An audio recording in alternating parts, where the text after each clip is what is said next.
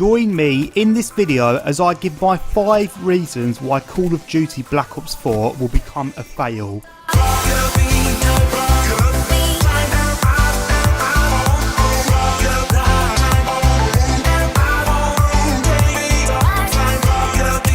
Hello everyone, how are you guys doing today? This is Mirko here. I hope you're all having an awesome day. Now this is my first video coming back from holiday. If you guys were wondering why I haven't uploaded in the past week or two, I've just come back from Barcelona, and as much as it was a good holiday, I did miss my PS4 a bit when it came to the end of the holiday. And I think all of us gamers, when we go on holiday and it comes towards the end of the holiday, you do sort of start missing your PlayStation or PC, whatever you guys play on. And yeah, I've been looking forward to coming back and making videos again and just gaming it out. And yeah, so I'm going to be giving you guys 5 reasons why Black Ops 4 will fail. So let's start straight off with the first reason. And that first reason is the Black Ops 4 pass.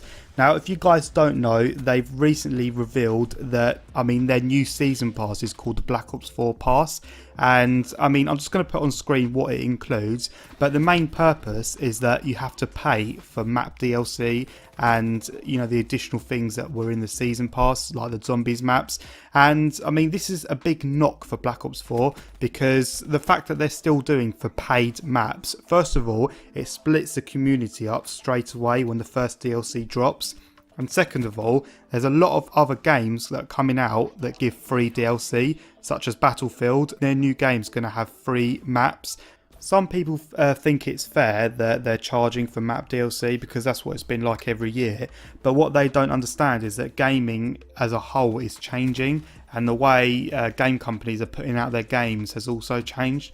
A lot of game companies are now giving away free maps and free content nearly every single week as well. And if Call of Duty wants to be at the top every single year, which they have been back in the day, I think they need to start changing the way the season pass works, and they need to completely scrap it and just give us free maps. That's the only way, in my opinion, they're going to actually survive this year with the likes of Battlefield, Fortnite. There's loads of games coming out this year. Now the second thing I want to talk about is Treyarch's competitive input that they've put into the game this year. Now if you don't know what I mean, for example, I'll give a few examples. They've changed it from 6v6 to 5v5. And that's for a more competitive style of play. They have increased the health damage by 50%, which makes it almost impossible to get double kills, triple kills, even multiple kills. And that was the fun thing in Call of Duty as well. And they just keep changing the game. I'm seeing this every year to match, the competitive players and the esports scene.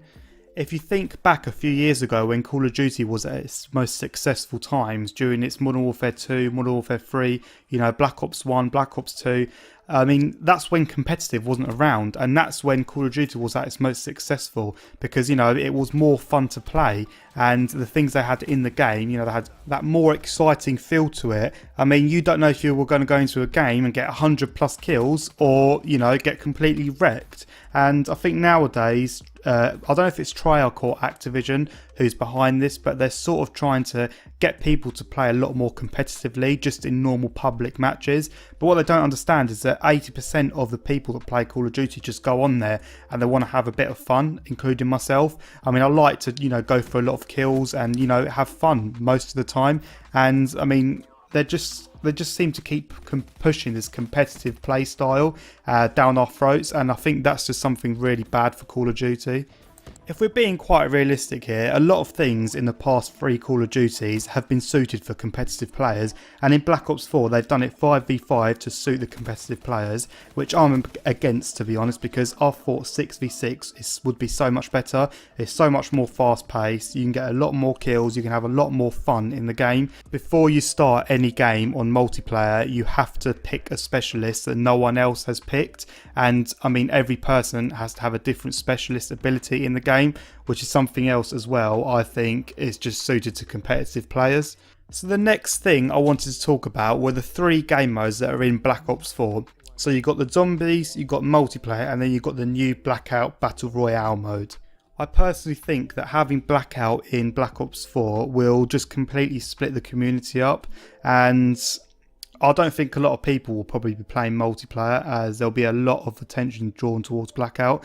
Now, Call of Duty will already be split up because of the Black Ops 4 Season Pass, and the fact that they've got 3 game modes as well will just split the community up even more than it already was.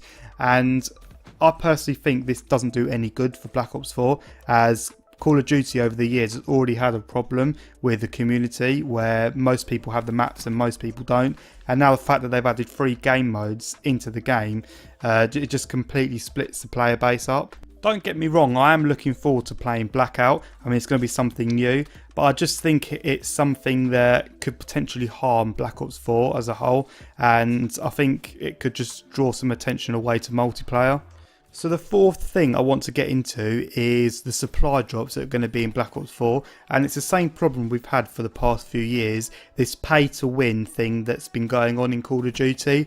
Now, I'm personally against it, as majority of the Call of Duty players are, but if they do bring back supply drops and they put weapons in there which you cannot get any other way, I think that's just going to create that gambling problem that we've had in all the other Call of Duties the past few years, where we have to spend a lot of money to possibly not even get what we want in the long run. And there are games out there yet again that are getting rid of loot boxes. They're getting rid of, Battlefield are getting rid of their loot boxes. They're getting rid of basically anything you had to pay for previously, and they're just going to be giving everything for free.